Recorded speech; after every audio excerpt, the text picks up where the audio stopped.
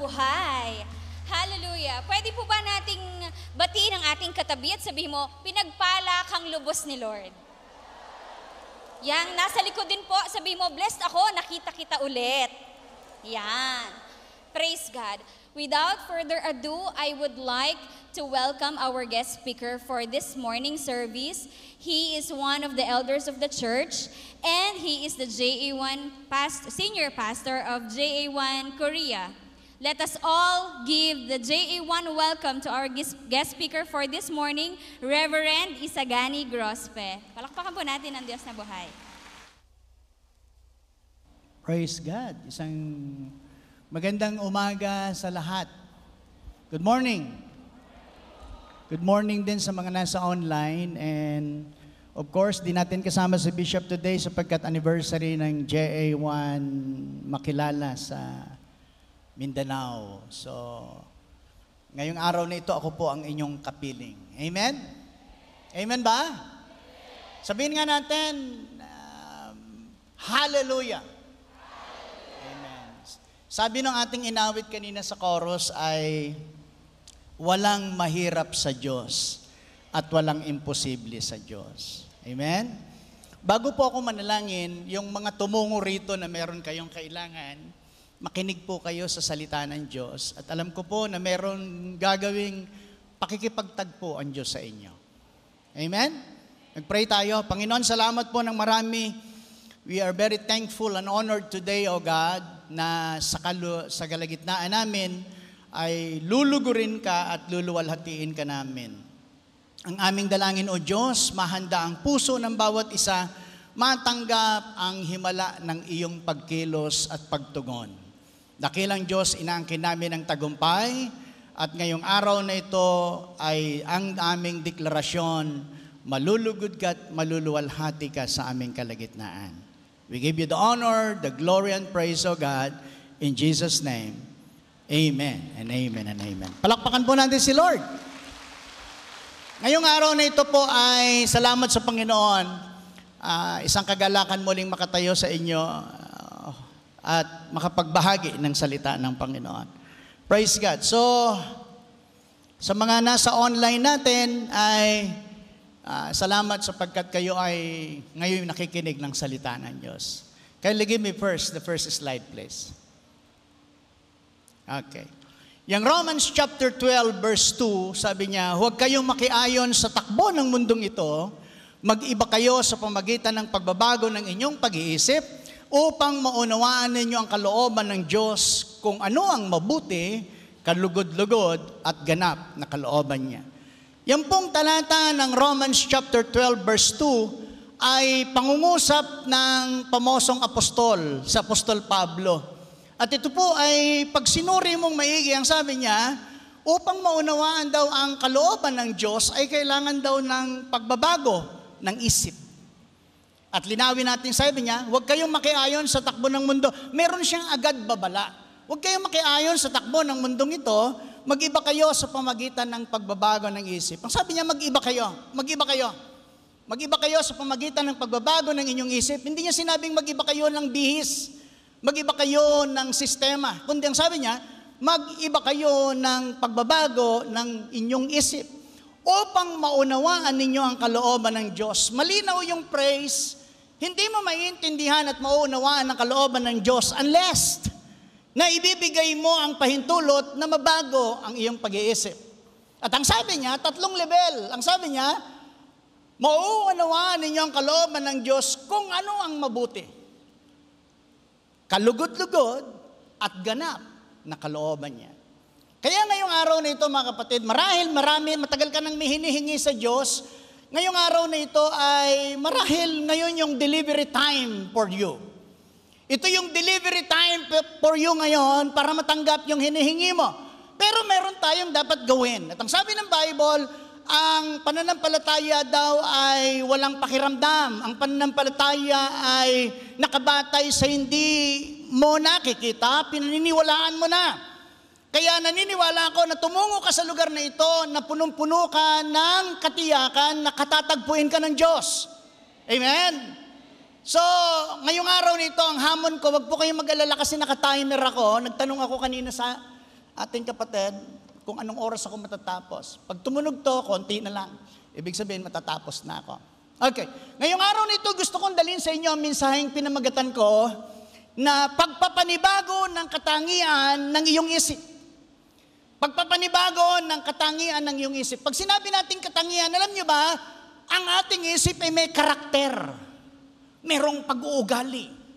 Kaya nga sabi ko, pag binasa mo at binalikan mo yung ating tema, Romans chapter 12 verse 2, ang sabi niya ay mauunawaan mo lamang ang kalooban ng Diyos kung magbabago ka ng pag-iisip. At pagka nagbago ka ng pag-iisip mo, matutumbok mo yung kalooban ng Diyos na 3 klase. Maiintindihan mo kung ano ang mabuti, mauunawaan mo at makakapag-serve ka sa Diyos ng kalugod-lugod, at higit sa lahat, yung ganap. Amen? Lahat tayo dito posibleng nakakagawa na ng mabuti, nakakaintindi ng mabuti.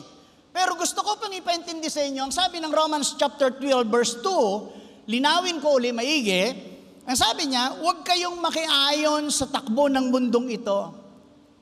Nagbigay ng malinaw na babala, klaro, crystal na warning, si Pablo, huwag kayong makiayon sa mundong ito. Pagka Kristiyano ka, nakikiayon ka sa takbo ng mundong ito, hindi mo mararanasan yung kakaibang kilos ng Diyos. Sapagkat merong sagabal. At ang sabi niya, mag-iba kayo sa pamagitan ng pagbabago ng inyong isip. Sino rito yung hanggang ngayon, ang iyong pag-iisip ay bit-bit mo pa rin 20 years ago, kung na-born again ka noong mga panahon na yan, hanggang ngayon bit-bit mo pa rin. Gusto kong sabihin sa inyo na luma na yon at kailangan mong magbago ng isip. At ngayong araw na ito, marahil ito yung araw ng pagpapasya para mahit mo. Mahit mo yung sinasabing kalooban ng Diyos. Sapagkat tayong lahat ay nagtatanong, ano nga ba ang kalooban ng Diyos? Minsan nga manggagawa na, pastor, na hindi maintindihan ang kalooban ng Diyos. At 3 level, ang sabi niya, maintindihan mo ang kalooban ng Diyos, ang sabi niya, kung ano ang mabuti, kalugod-lugod, at ganap. At yun ang ating lilinawin ngayon. Pagpapanibago ng katangian ng ating isip. Handa ka na ba? Sabihin mo, handa na ako. Sigaw mo. Handa na ako. Yun. Yun ang gusto ko. Praise God. Now, first slide. Alam niyo ba, ng ating isip ay napakahalaga. Ito ang pintuan ng ating espiritu. Ang sabi nila, ang ating kaluluwa, ang bintana ng ating ang mata, ang bintana ng ating kaluluwa. Ako naman, ang sabi ko, ang ating isip, ang pintuan ng ating espiritu. Bakit napakahalaga? Alam niyo ba mga kapatid, kung merong isang bagay na pinagkalob sa atin na ating minamahalaga at pinagpapasalamat, yung ikaw ay nakakapag-isip. Tama? Amen? Maliban sa ikaw ay nakakapagsalita na bigay at biyaya ng Diyos, yung ikaw ay nakakapag-isip. At sa totoo lang, ang ating espiritu, ang pintuan niyan, ang ating isip. At yun ay kaklaruhin ko at lilinawin ko sa inyo. Another slide, please. Tingnan nyo ha. Ano man ang laman ng iyong isip ay magiging issue ito ng iyong buhay. Kung ano ang palagi na laman ng iyong isip, iyon ang kokontrol sa buo mong pagkatao. Tama, mali? Parang ayaw nyo. Ha? Ano man ang laman ng iyong isip, issue yan ng iyong buhay. Bakit? Kasi kung ano ang laman ng iyong isip, yun ang kokontrol ng iyong pagkatao. Kaya pagka ang laman lagi ng isip mo, pera, kontrolado ng pera ang iyong isip. Tama? Amen? Yung mga may sakit, hanghabol ay gumaling. I'll tell you, sabi ko, hinighlight ko, ano man ang laman ng iyong isip, magiging issue ng iyong buhay.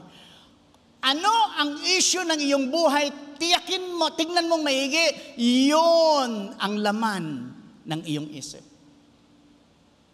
At kung ano yung kumokontrol sa isip mo, yun ang kukontrol sa iyong buong pagkatao. Kaya kita mo pagka nagwo-worry ka, sumasama yung pakiramdam, nang hihina ka, natatakot ka, nanlalambot ka. Pagka ang isip mo mga kapatid ay, sabi nga from pagiging hindi born again at na-born again ka na ngayon, at hindi pinag-uusapan kasi yung tagal ng pagiging born again. Sapagkat maraming matatagal ng Kristiyano pero talunin pa rin hanggang ngayon. Yung iba hindi sila nakakarating doon sa tinatawag nating mahit talaga yung kalooban ng Diyos. Bakit? Kasi nga, tsamba. Ang pagkakatawag ng Diyos sa atin, maintindihan mo yung kalooban ng Diyos at yung tatlong level ng kalooban ng Diyos, yung tinutukoy ko kanina sa inyo, doon sa Romans chapter 12 verse 2, na yung mabuti, kalugod-lugod, at ganap. Baka ang ating pinaggagalawan lamang ay yung tinatawag nating mabuti. Doon tayo naglulumangoy. Hindi natin nararanasan yung tinatawag na kalugod-lugod at hindi natin pa nararating yung salitang ganap. Hello? Okay. Ignore mo muna yung katabi mo pag kinakausap ka. Sabi mo sa katabi mo, huwag muna akong kausapin, nakikinig ako kay Pastor Gani. Okay. Tingnan niyo ha. Ano man ang laman ng iyong isip, magiging issue ng iyong buhay. And whether you like it or not, ito'y totoo. Tama? Anong bumabagabag sa iyong isip? Anong kumokontrol sa iyong isip? Anong laging tumatakbo sa iyong isip na parang kabayo na mahirap prendahan at mahirap kontrolin? Sa totoo lang, napakaraming parang kabayong tumatakbo sa ating isip na hindi natin po kayang kontrolin, suhituhin. At kung kaya minsan, pag pumasok yung isip, yung bagay na yun sa ating isip, napapagalaw ang ating kamay, kumikilos ang ating buong katawan para gawin at alipinin tayo ng ating isip. Kasi ang sabi ko nga sa inyo, ang ating isip, pintuan yan ng ating espiritu. Another slide, please. Ang ating isipan, ang isipan natin ang pintuan din mula sa ating espiritu upang ilabas o dalhin ang isang bagay sa natural na mundo na ating ginagalawan. Yung ating isip, pintuan daw ng ating espiritu, at yan ding isip na yan, ang pintuan din palabas mula sa ating espiritu para ilabas o dalhin ang bagay na nasa loob ng ating isip para makita, masaksihan sa mundo nating ginagalawan. Pumasok sa isip mo, papatay ako. Magugulat ka, lalabas yan sa iyong pagkatao, papatay. Mag-iimbot ako, gagawa ako ng masama, tataya ako ng loto, makikita nila nasa lotohan ka. Bakit? Yun kasi yung pintuang pasukan at labasan para maipakita. Kaya lahat ng nasa isip mo, igagalaw yan ng buo mong pagkatao. Ang produkto na nasa isipan mo, ilalabas yan ng iyong buong pagkatao. Kaya makikita mo, yung mga taong ang nasa isip galit, di makangiti. Kahit mga taong hindi naman concern at hindi ka konektado sa kanyang kinagagalit sa isip, damay. Bakit? Lalabas kasi yan. Sabi ko, upang ilabas o dalhin ang isang bagay sa natural na mundo na ating ginagalawan. Kaya napakahalaga yung ating pag-iisip. I'll tell you today, guys, meron kang hinihingi, meron kang ginugusto, meron kang suliranin, may laban kang kinakaharap ngayon, makinig ka. Sabi ng Romans chapter 12 verse 2, magkaroon ka ng pagbabago ng kaisipan. Kaya nga ang aral, pagpapanibago ng katangian ng ating isip. Kung ang katangian ng ating isip dati ay mapagduda, ang katangian ng ating isip dati ay parang ayaw maniwala kahit na ang dami na binomba ka na ng aral, parang walang sumisilid kasi may mga umaagaw sa ating kaisipan. Kaya ngayong araw na ito, gusto kong klaro na nakapokus ka sa nais ng Diyos na mangyari sa iyo. Kaya naintindihan ko si Pablo, simula nung tawagin siya ng Panginoon, daglian siyang naging persecutor, pero nung siya'y tawagin ng Diyos, straight niyang tinahak ang paglilingkod sa Panginoon. At siya mismo yung merong statement na kakaiba. Ang sabi niya, for me to live is Christ and to die is gain. Siya yung kakaibang taong nagdeklara ng ganitong klase ng pangungusap sapagkat naintindihan niya na simula nung tanggapin niya ang ating Panginoon, hindi na lamang siya gumalaw doon sa galawang mabuti, kundi tinamasa niya yung kalugod-lugod na uri ng paglilingkod at naranasan niya yung matinding ragasa ng ganap na bunga ng paglilingkod. Amen. Na-miss ko po yung stage ng Batangas. Kaya layo ko. Tingnan niyo mga kapatid. Ang sabi ng verse 2 sa wikang Ingles, be ye transformed by renewing of your mind. Sa wikang Ingles, be ye transformed. Yung salitang be ye transformed ay, pakita mo nga. Please, another slide. Yung salitang be ye transformed, sabi niya, ibig sabihin ay magbabago ka lang sa pamagitan ng pagbabago ng iyong isip.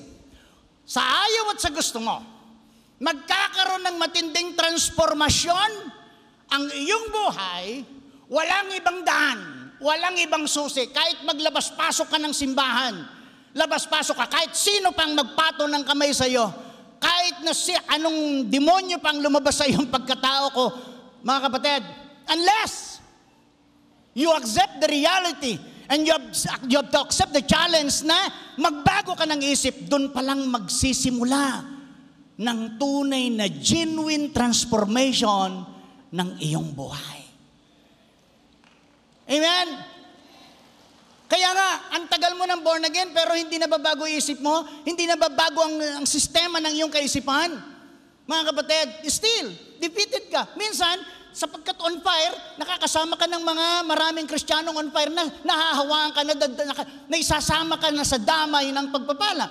Pero yung constant dealing ng Diyos para maranasan mo yung rumaragasang sinasabi ng Bible na blessing will overtake you, hindi mo nararanasan. Bakit? Hindi ka dumadating dun sa ganap. Maaring ang nilalakaran mo ay mabuti. Pero hindi mo pa natatagpuan ang iyong sarili dun sa puntong kalugod-lugod. Okay. Ibig sabihin, magbabago ka lang sa pamamagitan ng pagbabago ng isip. Walang ibang opsyon. Walang ibang opsyon. Naniniwala ako, walang ibang opsyon. Matatanggap mo yung matagal mo nang gustong tamasahin, magkaroon ka muna ng pagbabago ng isip. Baka kasi yung pagbabago ng isip, yun ang barado para dumaloy sa alulod na malayang dapat daluyan ng pagpapala ng Diyos sa buhay mo. Amen? Okay, another slide. Okay. Ito yung katotohanan. Kaya mapakikita nyo pagka ang presentation ko, pag ako nagtuturo, laging sa katotohanan. Kasi yun naman talagang dapat. Amen? Katotohanan. Number 1. Ipagpapalit natin ang ating mga iniisip sa mga kaisipan o iniisip ng Diyos. Ang una mong dapat gawin para magkaroon ng sistema ng pagbabago ng iyong isip, ipagpapalit mo ang iyong kaisipan sa mga bagay na iniisip ng Diyos o isip ng Diyos. Madalas nating sinasabit na nanalangin, Panginoon, pagpalain mo ko, iayos mo ko, pero nakakalimutan natin minsan na, Panginoon, ang iyong isip ang aking maging kaisipan. Amen? At paano mo matatagpuan yung bagay na yun at paano mo mailalagay ang posisyon ng iyong sarili dun sa ganung kalagayan maliban na ikaw mismo ay nagninilay, nagbubulay ng salita ng Diyos. Hindi makakapasok sa pintuan ng ating espiritu na ito ay ang ating isipan, ang salita ng Diyos malibang pahintulutan natin. Kahit na anong husay at galing natin, mga kapatid, kailangan nating ipagpapalit natin, Lord, ipinagpapalit ko na yung luma kong kaisipan doon sa iyong kaisipan at ang kaisipan ng Diyos, yung salita ng Diyos. Okay? Anong gusto ng Diyos? Anong damdamin ng Diyos? Anong kanyang kalooban? Yung kanyang salita. At yung kanyang salita na yon, kaya nga utos ng Panginoon kay Joshua, bulayin mo ito araw at gabi. At saan ka man tumungo, ikaw ay pagpapalain ng Diyos. Ang sabi ng Panginoon, saan ka man tumungo, pagpapalain ka ng Diyos. Yun ang pangako ng Panginoon eh. Kaya, ang tanong, handa ka bang ipagpalit? Dapat pagdating sa Diyos, tanda niya, lahat ng bagay patungkol sa Diyos na ginagawa natin personal. Yan ang tanda niya. Kaya pagkagagawa ka ng isang bagay, huwag ka lang gumaya, kundi personal. Kasi lahat ng bagay na ginawa natin, mapansin nyo, sabi ng Panginoon, maging iyong sinabi ay iyong isusulit sa Diyos. Ganon katindi, Panginoon. Ganon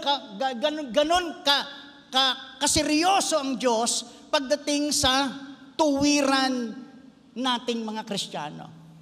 Na, ito yung katotohanan ng number 1. Ipagpapalit natin ang ating mga iniisip sa mga kaisipan o iniisip ng Diyos. Meron ka bang laging bitbit? May nagpapalakas ba sa iyong puso, sa iyong buhay? O yung bang iyong isip ay solidong okupado ng salita ng Diyos?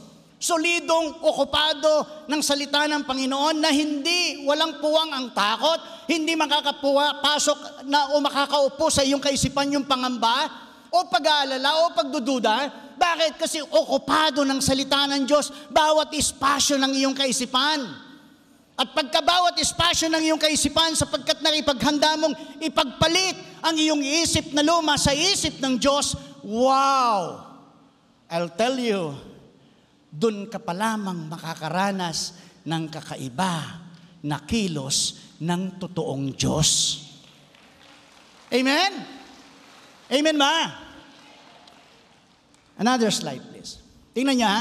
Pangalawa. Okay.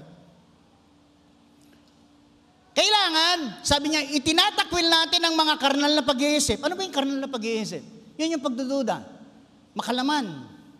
Karnal na pag-iisip ay yung mga bagay na babala ni Pablong talikuran mo na ang mundo, ang sabi ng Bible. Lahat ng bagay na dinidikta ng mundo, yun ay basura sa atin na hindi po pwedeng isuka o iluwa ng ating isip sapagkat pinapapasok kasi natin sa pintuan. Ang pintuan, kahit na sino pwedeng pumasok. Maliban na lamang pag may gwardiya dyan. Gwardiya natin ang ating isip na pintuan ng ating kaluluwa, ng ating espiritu. Pag kami pumasok na pangamba, hindi ito sa Diyos. Bakit? Kasi may security guard na salita ng Diyos sa iyong isip. May gwardiya na hindi sumasangayon sa gustong pumasok na pangamba, pag-aalala, takot, hindi makakapasok. Bakit? Iba-box out yon ng salita ng Diyos. Hindi ka pwede dito. Bakit? Kasi itinatakwil natin ang karnal na pag-iisip. Hindi mo dapat sang-ayunan. Okay na rin naman to, maganda naman tignan, ayos na. Pero ang paraan mali. Ha? Mga makalaman na ideya kapalit ng malwalhating ideya at kaisipan ng Diyos. One of the secret of the enemy for us para matalo, di naman kanya bubulagain sa mga malalaking pagsubok eh. Pasundot-sundot ang kahoy hanggang sa unti-unti kang natitibag eh. Kaya nga sabi ko, mga makalaman na ideya, pagka may mga makalaman na ideya, yung mga proseso na gusto na ilagay ng Diyos sa ating isip isilid. Mga ideyang akala mo, spiritual naman, pero pag tinugnan mo at sinuri mo, hindi papasa sa batay sa katwiran at kabanalan ng Diyos. Gwapong nanliligaw, gwapo. Ang ganda. Ay, anak naman ng demonyo.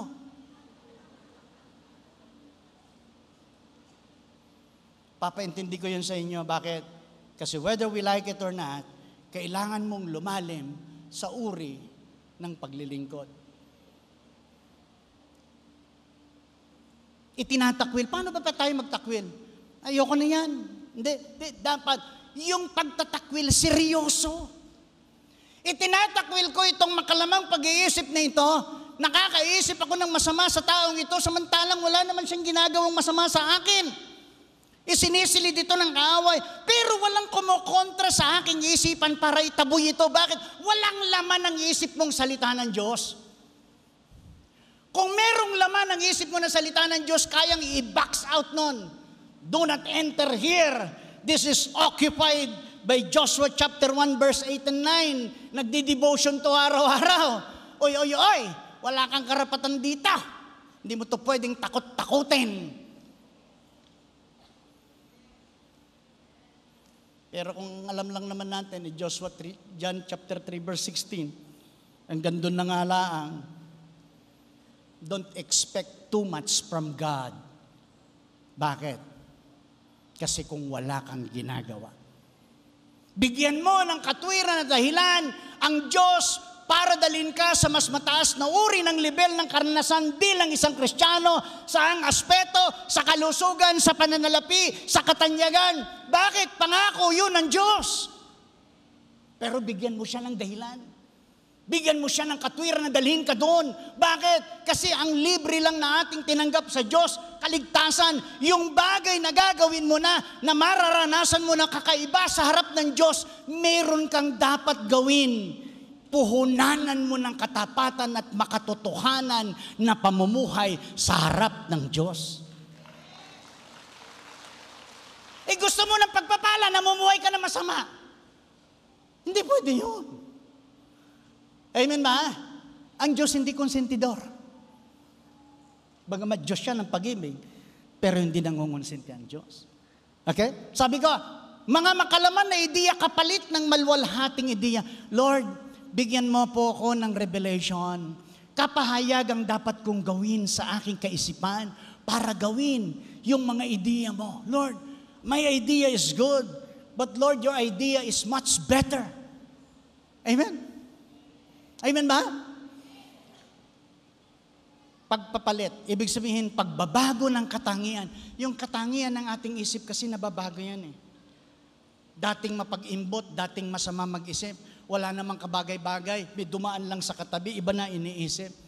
Bakit? Normal yun na nangyayari kasi nga makasalanan ang ating isip. Pero born again ka na ngayon, kaya ngayon dahil born again ka na, kaya minsan maraming born again nakakapagduda kung totoong born again eh. Amen? Nakakapagduda eh. Born again ba talaga to? Ligtas ba talaga to? Okay, another slide please. Okay. Yung salitang, sabi niya, prove, sa Grekong wika, dokimaso. Ang meaning nun, to scrutinize or examine. Para maintindihan natin maigi yung salitang approve unto God, kuhanin natin yung original na wika. Sabi niya, prove, Greek word, dokimaso. Ang ibig sabihin, to scrutinize. Ang halimbawa ko dyan, another slide please, ay yung, sino rito nakapag-abroad? Tas kamay.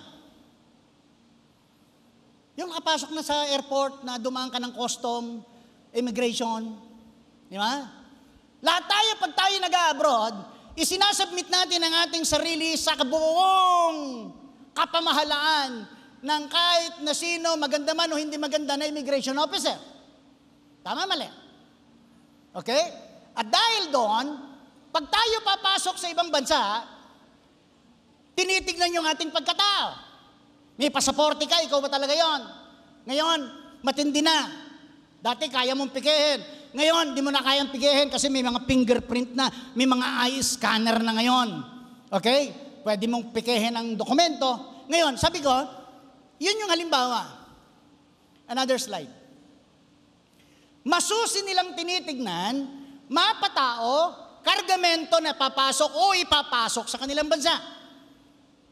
Nakaranas ako sa Korea na magpasok ng mangga.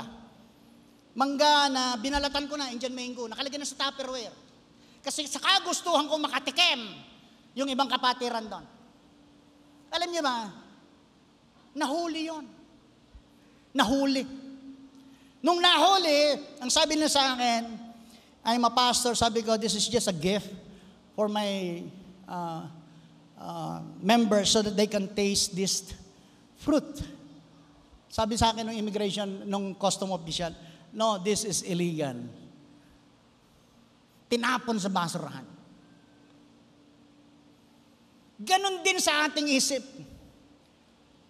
Ang ating isip, mga kapatid, pintuan ng ating espiritu, walang ibang mag-scrutinize sa loob ng ating isip para sasala o titingin sa anumang mga ideya na galing sa mundo o magmumukhang ideyang magbabalat kayo na parang espiritual kung wala tayong security guard sa isip na salita ng Diyos na magbabantay nito.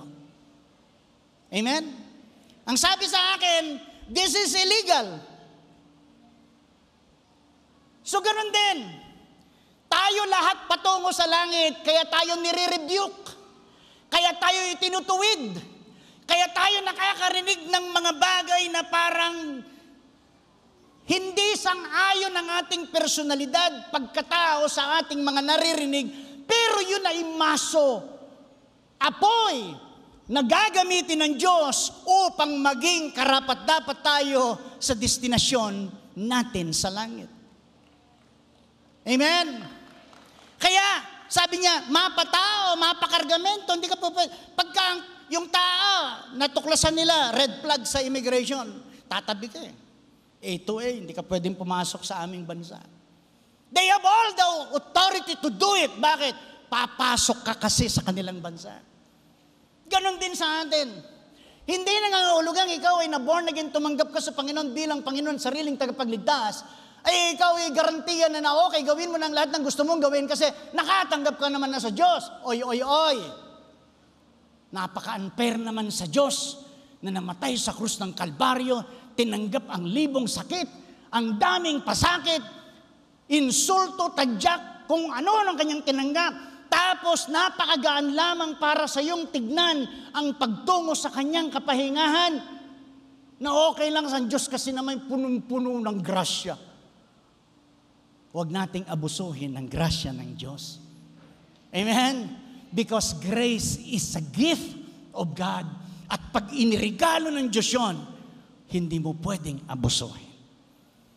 Kaya nga sabi ko, masusi nilang tinitignan ang salita ng Diyos na nasa ating isip, na naggugwardya, masusi niyang tinitignan. Kung ang papasok na ideyang makalaman, nagbabalat kayong ideyang espiritual, nagbabalat kayo na ito'y galing sa Diyos, kaya nga napakahalaga na tinitimbang natin ang salita na ating naririnig o nasasalubong nating anumang bagay sa ating kaisipan through the Word of God. Amen. Kaya mga kapatid, tagubiling maigi ng Diyos eh. Kung ako'y nasa inyo at ang mga salita ko'y nasa inyo, hingin nyo ang anumang inyong gusto at ibibigay ko. Wow! Ang tindi ng Diyos. Bakit? Kasi yung iba kasi nandun lang sa puntong ako'y nasa inyo, pero ang salita ng Diyos wala sa kanila. Hindi pwedeng ganun. Inseparable kasi ang God at ng Word of God. Hindi pwedeng paghiwalayin. Amen? Kaya makita ninyo yung babaeng balo, gapatak na lang na langis. Konting arena. Buo sa kanya kasing ang aral at ideya na gawa pa niyang ibigay doon sa man of God. Pero ang kapalit, yung antinding balik na hindi niya kontrolado. Gusto niyo ba na ang balik ay hindi kontrolado? I'll tell you. Mga kapatid, ibang klase ang Diyos. Ibang klase, Panginoon. Tingnan niyo, bawal magpasok ng kontrabando. Sa buhay natin, ang daming gustong ipasok na kontrabando ng kaaway. At yan ay sisimulan niya sa ating isip. Amen? Hindi ka naman basta sasabitan ng sigarilyo eh. Hindi ka naman basta lilipad yung baso na merong lamang tandway o ram, pasok, shoot sa bibig mo. Walang ganun. Proseso. Amen? Magnanasa ka. Sumilid kasi sa isip mo. Naglaro sa isip mo. Ano man laman ng iyong isip, issue ng buhay mo.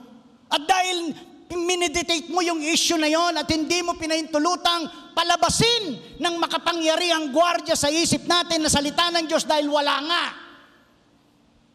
Yun ang nakakatakot. Kaya kailangan, mga kapatid, merong salita ng Diyos na nakasilid sa ating isip, na nagre-relievo minuto, oras-oras, na babox out doon sa bawat ideya na makalaman, ideyang nagmumuka at nagbabalat kayong parang akala mo espiritual. I'll tell you, si Satanas, ang panalo lamang niya ngayon, mang-deceive, mandaya, dayain. Okay? Tingnan niya, bawal kasing magpasok ng kontrabando. Huwag nating pahintulutan na may makapasok na kontrabando. O sa pinakamasakit na salita, tayo mismo maging kontrabando. Amen? Amen ba? Mga kapatid, tingnan niya. Another slide please. Sa verse 2, letter B, ang sabi niya, upang maunawaan ninyo, dito, maganda to. Upang maunawaan ninyo ang kalooban ng Diyos kung ano ang mabuti, kalugod-lugod at ganap na kalooban niya. Kung ang ating pagkakristyano ay isang napakalaking tanong, lagi nating sinasabi, God's will ba to? Ano ba kalooban ng Diyos? Dinisenyong sagutin ni Pablo ang kalooban ng Panginoon. Sabi niya, upang maunawaan ninyo ang kalooban ng Diyos kung ano ang mabuti. Para maintindihan mo ang kalooban ng Diyos, 3 level yon. Mabuti, kalugod-lugod, at ganap na kalooban niya. Marahil lang ini-enjoy mo lang ngayon yung level 1. Ibigay mo nga yung slide na yan, please.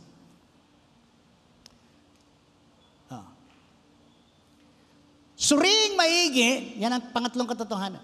Suriin nating maigi ang ating iniisip kung ito'y mabuti. Bakit ko sinabi? Nasa atin kasi pagsala eh. Huwag po kayong ma-overwhelm o masyadong biglang sobrang saya pagka may mga taong sumasang-ayon sa nakikita sa inyo. Magsuri kayong mabuti. Amen? Ang galing mo naman. Grabe ka. Sobra ka. Tignan nyo maigi, baka kayo pinapatalon lang sa patag. Amen? Ha? Suriing maigi ang ating iniisip kung ito ay, sabi ng Bible, para maunawaan ninyo ang kalooban ng Diyos, kung ito ay mabuti, kalugod-lugod at ganap. Yung mabuti, ang tawag doon ay good. Yun yung level 1. Sanay ka nang gumawa ng mabuti. Wow, grabe, galing mo. Wow, nagbibigay ng ikapo, nagbibigay ng offering. Good! Mabuti yon. Grabe! Pero merong tatalo doon sa mabuti na bagay na yon. At yung level up na yon, ito yung kalugod-lugod. Amen? Nakakapag-tithes ka na, nakakapag-offering ka na, pero nakakapag-pledge ka pa. Wow! At nahihila pa ng konti, nakakapagtanim ka pa. Yun yung kalugod-lugod na level. Amen? Amen ba? Alas 8 ang service. Grabe, alam mo, ang layo ng inyong panggagalingan. Dumadating ka ng hindi opening prayer na, kundi nandito ka, mangilan-gilan pa lang ang tao. Wow, kalugod-lugod na uri ng paglilingkod yun. Amen? Amen ba? Dati kang pumupunta sa church, pumupunta ka pero nakachinelas, nakashort, labas pa cleavage.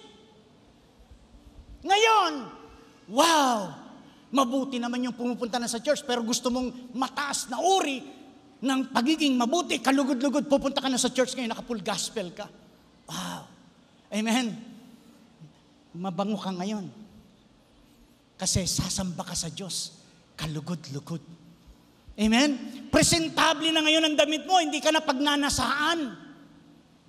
Kalugod-lugod na kasi. Amen? Na ngayon, sasamba ka sa Diyos, dati, sumasamba ka sa Panginoon, niintindi mo yung katabi mo. Ngayon, nakapokus ka na, hindi mo na iniintindi. Bakit? Kalugod-lugod. Amen? Dati, pumupunta ka sa church, may kaaway ka. Eh, ano na yun? Basta pumunta ako sa church, alam na ng Diyos yun. Mabuti naman na. Pero ngayon, dahil kalugod-lugod na level ang gusto mong laruan, galawan, wow! Andyan na yung kagalit mo, hindi man ikaw ang nagsimula, siya ang nagsimula. Sister, batinan tayo kasi tayo sasamba sa Diyos. Kalugod-lugod. Amen? Na dati, pupunta ka sa church, ito na lang ang aking daladala. Ngayon, nasa bahay ka pa lang, nakahanda na ang sobre mo. Kasi kalugod-lugod na uri ng paghahandog. Ano ngayon yung ganap? Ito yung ganap na bubunggo sa mabuti at kalugod-lugod.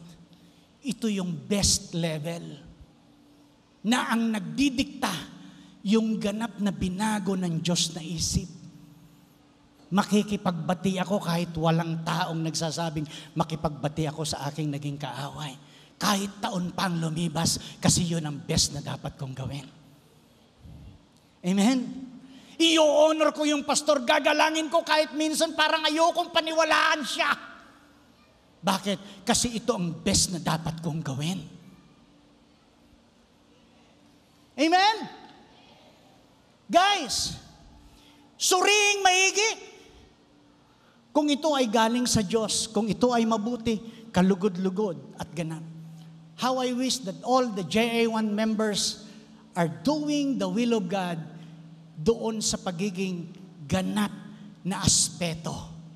Hindi doon sa mabuti. Kasi kahit na ang unbeliever pwedeng gumawa ng mabuti.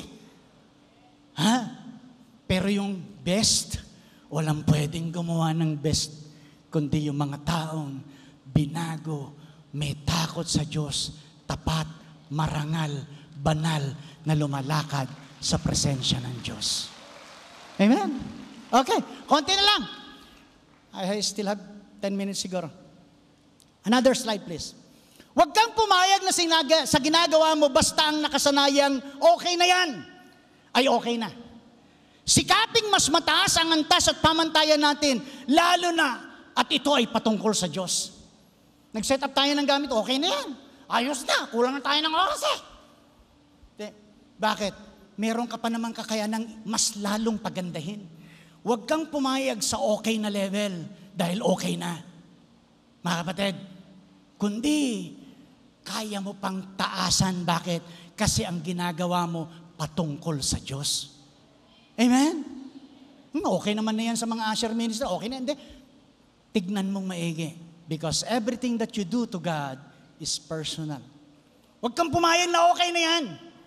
Kaya pang pagandahin yung okay na yan.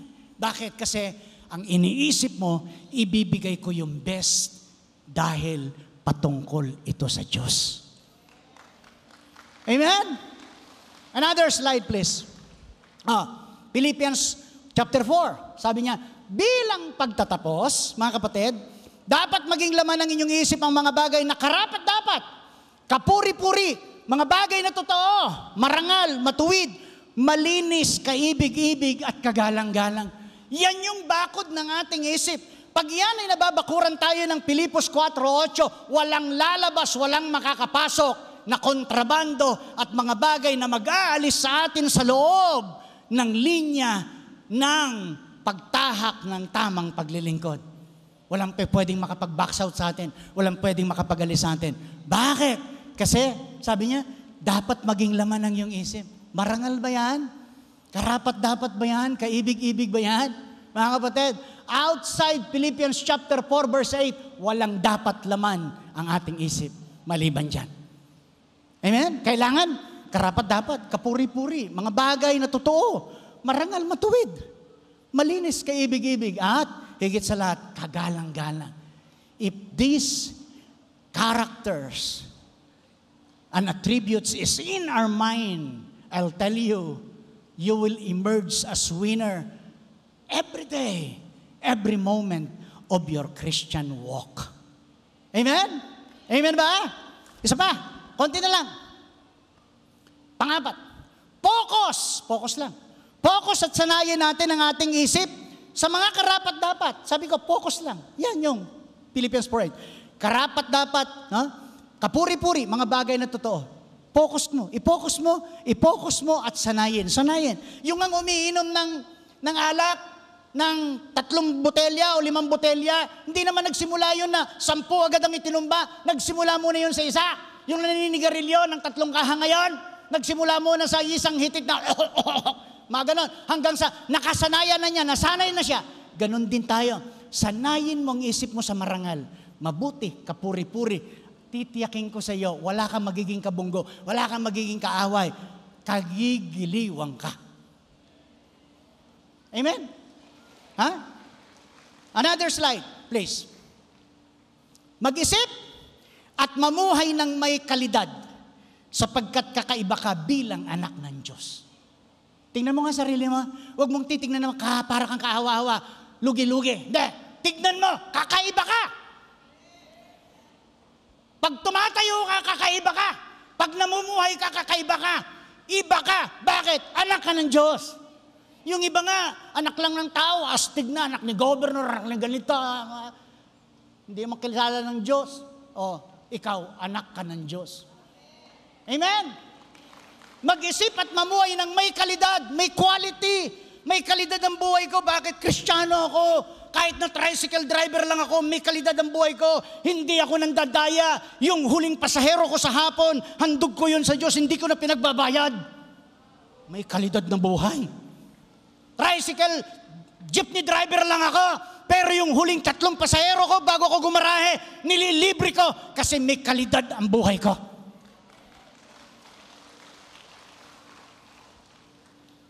Lingkod ako ng Diyos, nananalangin ako.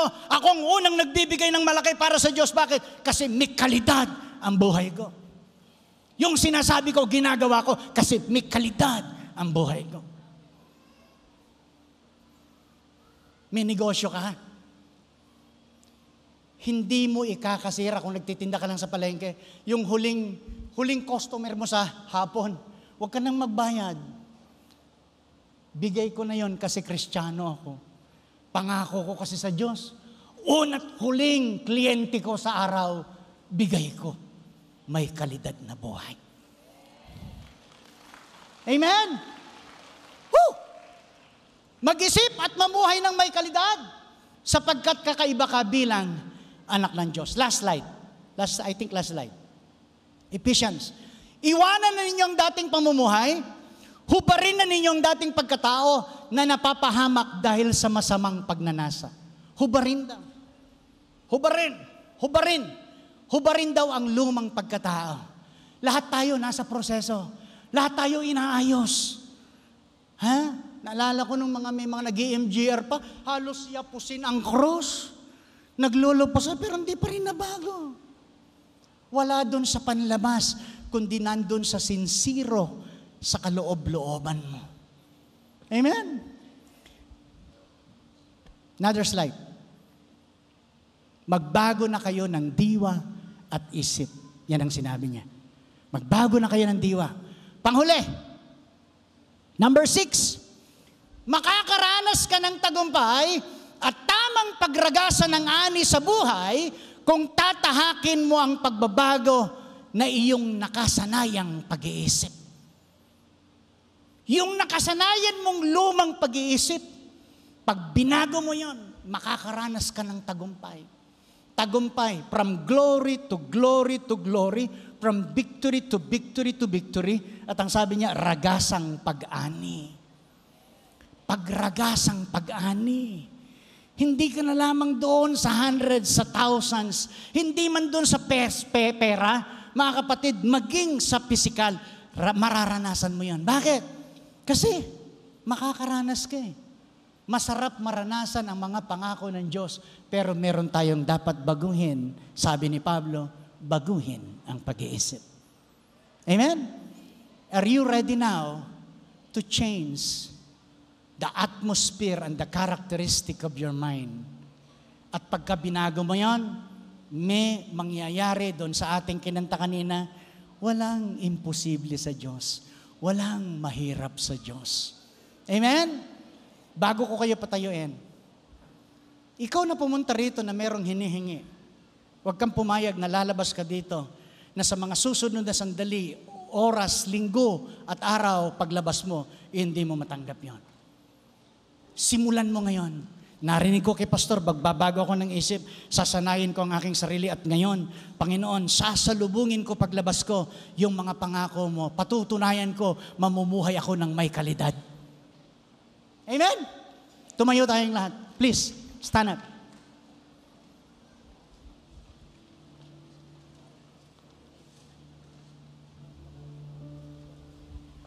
Okay.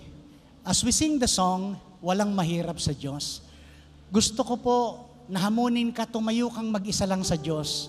Huwag mong intindihin yung katabi mo, kung katabi mo, asawa mo, anak mo. Dahil lang sabi ko sa inyo kanina, lahat ng ginagawa natin personal sa Diyos. Hingin mo sa Diyos yung hinihingi mo ngayon. At Lord, gusto ko, mangangako ako ngayon ng may kalidad na buhay. Bakit? Gusto ko po kasi yung rumaragasang tagumpay, pagpapala at pag-ani ng buhay ko. Pag yun ang iyong nais, I'll tell you today, yung sinasabi ng ating awit na walang mahirap sa Diyos, ipaparanas niya sa iyo. Amen? Come on, just raise up your hand. Taas mo yung kamay. Taas mo yung kamay.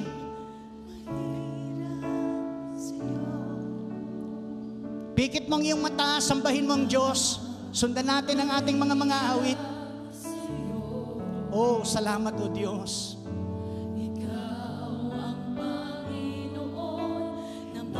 Kapangyarihan, walang mahirap sa'yo. Come on, sing it to the Lord. Hallelujah. Walang mahirap. Salamat, Panginoon. We honor you. Oh, we glorify you, Lord.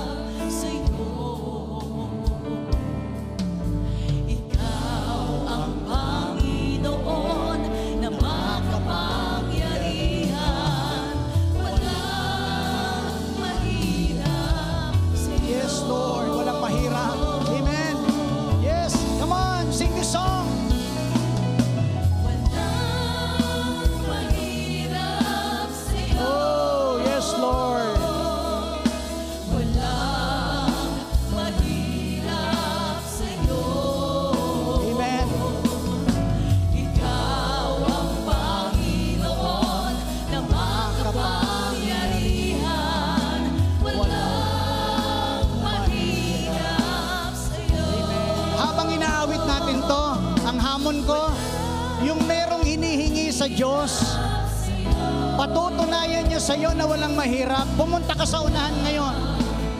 Takbo! Punta sa unahan. Amen. Thank you, Lord. Amen. Yes. Amen. Amen. Hallelujah. We honor you, Lord. Salamat, Panginoon, sa faith nila. Salamat sa faith nila.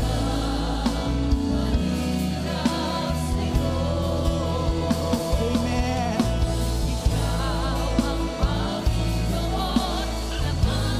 Salamat, O Diyos. Amen. Walang imposible sa Diyos. Hallelujah. Amen. Namnamin mo ang awit, kapatid. Nagsisimulang palabasin ng Espiritu ng Diyos sa iyong isip ang mga bagay na hindi niya kinalulugdan. Amen. Amen. Come on, sing it again to the Lord.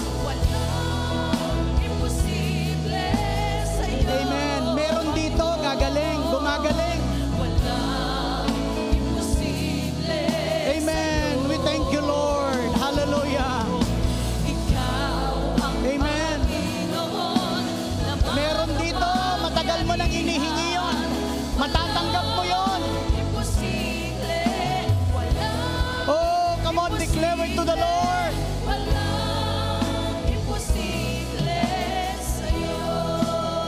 Oh, yes, oh God. Panginoon, nakikita mo ang bawat lalaki at babaeng nandito sa unahan. They have their faith, oh God. kung bakit sila'y nandito sa unahan. Panginoon, meron dito, merong sakit. Patong mo ang iyong kamay, yung iyong kaliwang kamay sa parte ng iyong katawan.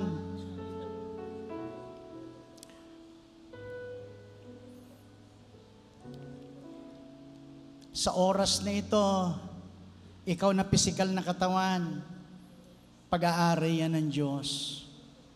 Diniklara namin walang imposible sa Diyos, walang bagay na mahirap. Wala kang karapatang manatili sa pisikal na katawan na yan. Lahat ng sakit karamdamang pisikal, sa pangalan ni Jesus, may pangalan at walang pangalan. Natuklasan at hindi pa natutuklasan. Sa pangalan ni Jesus, inuutusan namin kayong lahat ng iyong ugat na nandyan sa katawang yan ay aming inaalis at hinuhubad in Jesus' name. Tinutunaw ng makapangyarihang banal na dugo ni Kristo Jesus. Sa pamagitan ng latay ng aming Panginoong Jesus kami nagsigaling, ang sabi ng Biblia. Pinaniniwalaan namin yon. Kaya ikaw, sakit karamdaman, wala kang karapatan. We command you to get out in Jesus' name. In Jesus' name.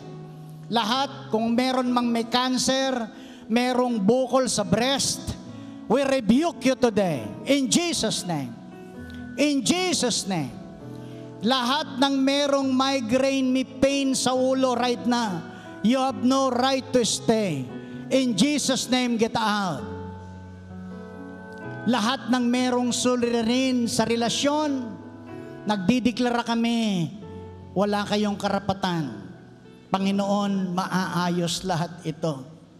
Yung kanilang inihakbang tungo sa unahan, patutunayan mo, Diyos, ikaw ay Diyos na mahabagin. Diyos na makapangyarihan. Lord, release your anointing.